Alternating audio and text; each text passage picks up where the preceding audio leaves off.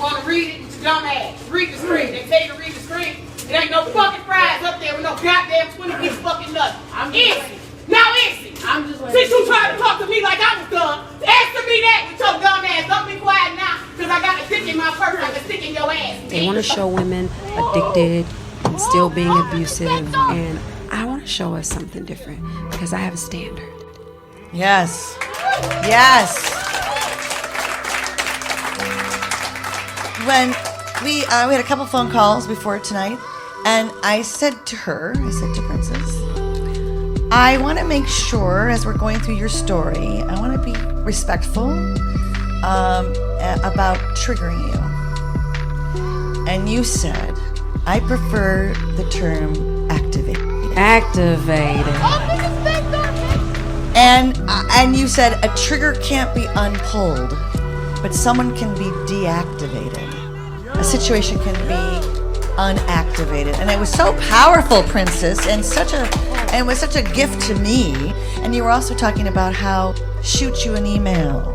Hang in there. Take a stab at it. Take a stab at it. Screenshot. Are activating. Motherfucker, watch who the fuck you think you talking to in this bitch. I'm not one of these simple-minded ass bitches that thought you was cute.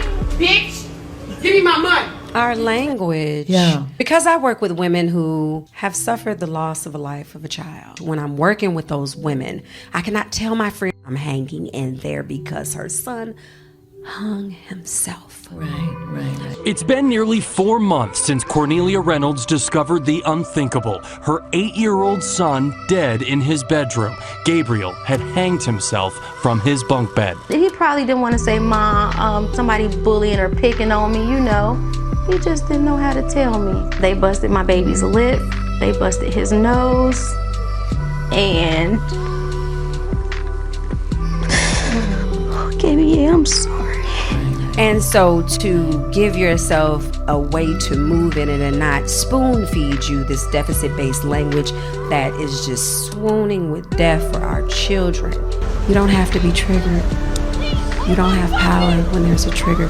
You can be activated, and in being activated, you can be deactivated. So I'm going to send you all home with something. If you deal with anxiety and depression or whatever, you don't have to raise your hand. I'll raise mine for all of us.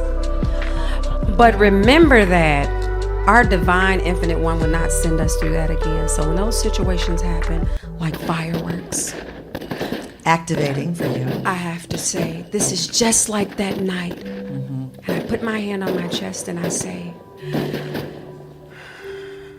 I'm all right. Things might not be okay, but I'm all right. Right. So you can always put your hand on your chest whenever you're feeling those situations, because we've told ourselves these stories are already always listening, and our repetitive habitual human asses have told us these stories. But you can touch your heart. You can breathe in really deep.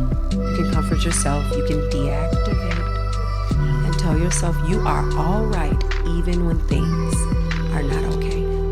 And so I truly feel like my gift, my purpose to be here, and it won't make losing Anthony's life mean anything if I don't do anything with it. So that's what I'm here to do, and that's my standard. We want to create a culture of healing and safety, and we have to check our language, and we have to check our expectations, and there's no 100% victims, right?